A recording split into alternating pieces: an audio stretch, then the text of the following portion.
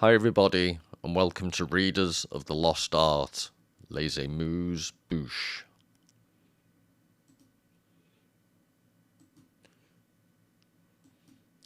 Bite-sized pieces from the chef's imagination that don't belong on the main menu.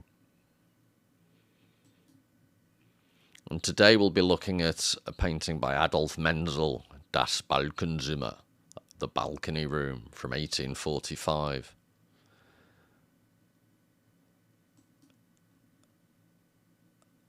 And here it is. Now I'll let you have a good long look at it, and then I'm going to read from a book by Michael Fried, who's one of my favourite art critics. And I ask you to bear with me because it may not be obvious immediately the relevance of the quotation to this particular painting, but Fried makes the connection, and I agree with him. And he takes the quotation from a work by Søren Kierkegaard, who was an early, basically one of the early pioneers of existentialist philosophy. And Kierkegaard's quotation that Fried cites himself is referring to a slightly aging actress who's playing the role of Juliet. So remember, on this channel I like to make as many connections as possible between different genres and forms of art.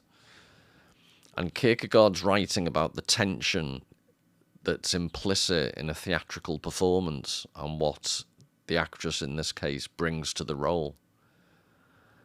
And Fried is arguing that the analysis of this actress's performance actually has a broader significance to this particular painting and visual art in general. There's a certain theme that Kierkegaard's broaching that applies to art in general, whether it's visual or dramatic.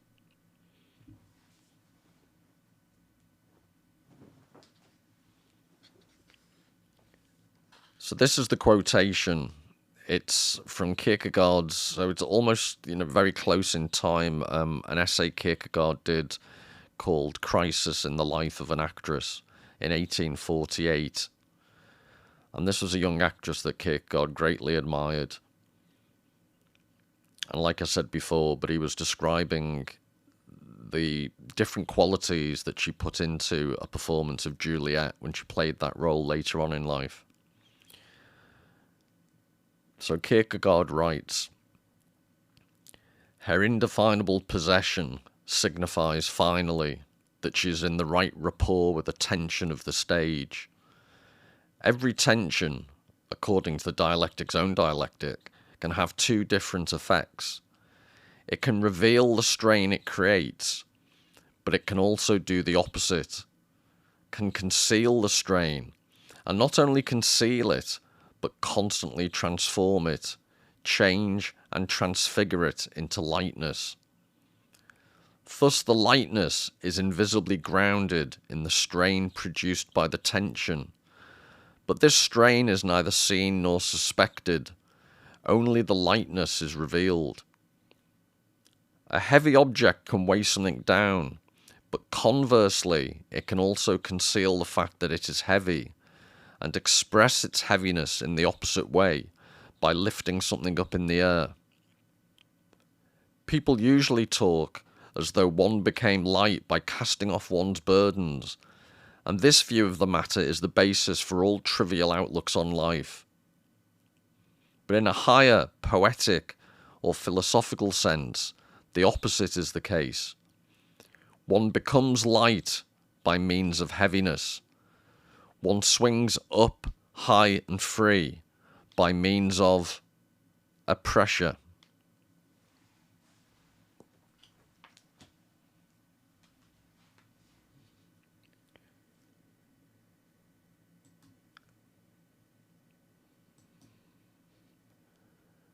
So here's my ugly fizzog again. Now I hope But it's not an easy quotation to follow, I don't think, and I'm not trying to be patronizing. I just think it's a difficult concept that Michael Fried is expressing, and he's translating from Kierkegaard's interpretation in a completely different context. But if you look at the painting, this notion of tension, lightness and heaviness, and the other phrase that came out of that long quotation I just read to you was the concept of concealing, which I will come back to again and again and again, because it's a central aspect of Martin Heidegger's, one of his theories about the nature of being in the world. But in this particular painting, there's a lightness and there's a heaviness simultaneously, and in different parts of the painting. And I think this painting encapsulates also something that's very difficult to convey about the human experience of how we perceive things and how we are in the world. So for starters, you'd probably say the main feature of the painting is, because the light attracts you to it, is the billowing curtain. And there's a obvious sense of lightness, because you can see it's very thin fabric being blown inwards into the room. So there's the obvious impression that there's a slight breeze. And there's the lightness that the actual brightness of the sunshine gives. And that brightness comes to us. So if I use I'm reluctant to use the laser pointer because it partly ruins the beautiful painting. But this bright area here that comes towards us, that pulls our attention into the painting, but also it has the effect, it's like a varnished floor, and it gives almost a liquidy, watery effect. So I'll talk in a second about some of the slightly confusing perceptual elements of this painting, but this right away, in another video I mentioned being in a earthquake once and how you lose your moorings.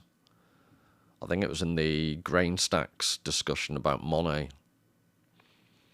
And I talk about how you can lose your sense of grounding, and this, it's quite disorientating if you suddenly look down at this. It almost it's added the impression, the feet of the chair.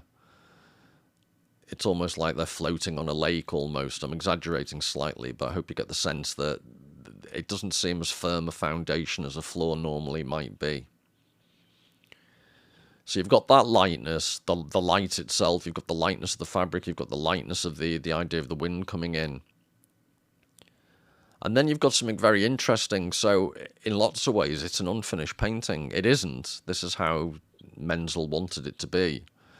But there's this really ambiguous shape on the wall. They have the plaster around, and he's not done a very good job, or is he a British plasterer and he's had an extra long tea break? What's going on?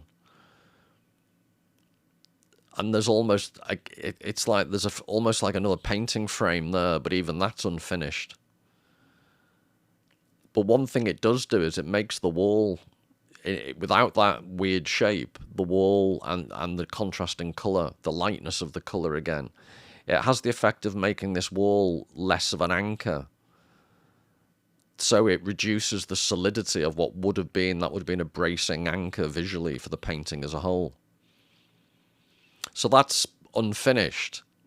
And then the biggest mystery of the painting, I'd suggest, apart from what is that weird shape,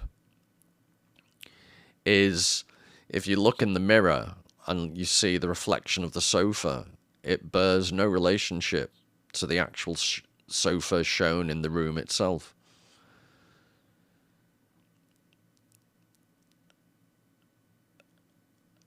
You could argue about, where this painting is. So I'm supposing, well, it's hard to work out because it looks like it must be behind the sofa over here somewhere to be reflected. But then what angle is it's working out the angles of the mirror is not easy, I'd suggest, and that's further exacerbated by the fact there's two different chairs, but one chair, which reflection is being shown of which chair in the mirror? So, for example, is this chair interrupting the reflection of that one, or is that reflection that one? And I think there's a cat there, just to add to the fun. And then there's you can tell that's a lantern, but it's because of the light coming in from what you assume is another matching window. The glass is lit up. That's much lighter, almost crystal-like. So that's, slightly dark and ambiguous. That's more crystal and clear, and that's almost like a metaphor for the clarity of what we can see in the mirror and the ambiguity of what else is in the room. Now, you could analyze this to such an extent, but my interpretation, I think, I probably just borrowed this from Freud because it made an impression on me as a great writer. But I think Freud argues that this could be seen, the whole painting could actually be seen as a metaphor for, remember, it's 1845 it was painted, and science is progressing. The first daguerreotypes are coming out in the late 1840s, so the first primitive photographs. The world is becoming more scientific, the world's becoming more scientifically visually based. I think stereoscopes were coming out, the various quickly advancing optical instruments were being used at this time. And obviously, like I say, from the late 1840s onwards, the rise of photographic images obviously had a huge impact upon the way we perceive the world and the way we record it.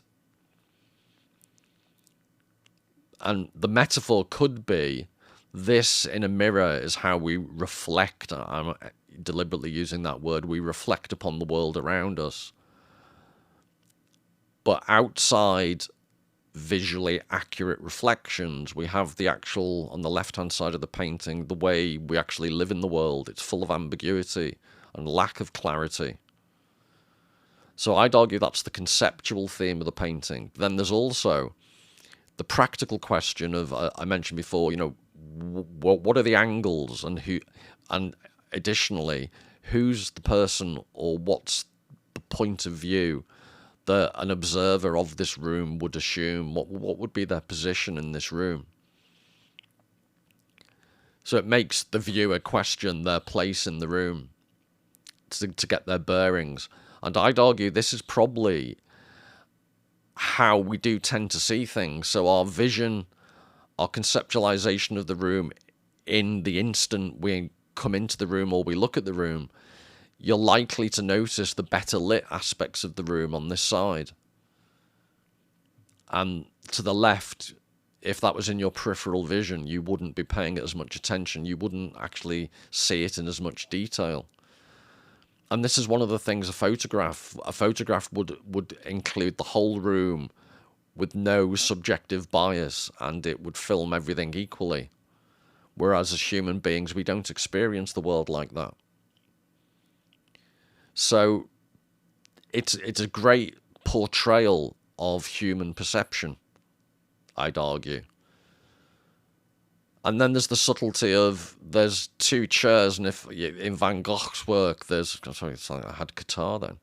I overdid that slightly, apologies. Van Gogh, there's empty chairs in his work, and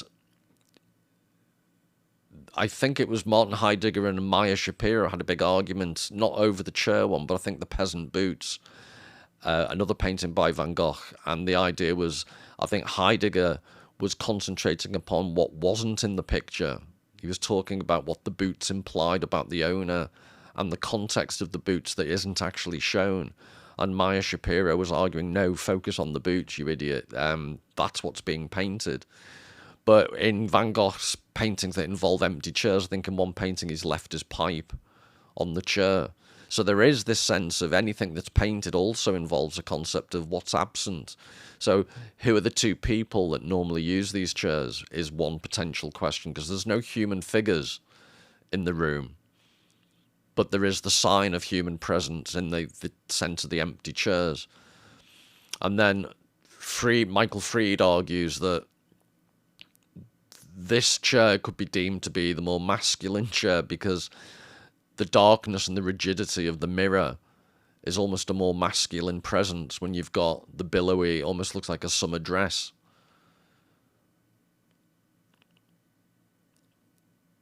And then there's almost the impression someone could be sat there looking at the billowy dress stroke curtain.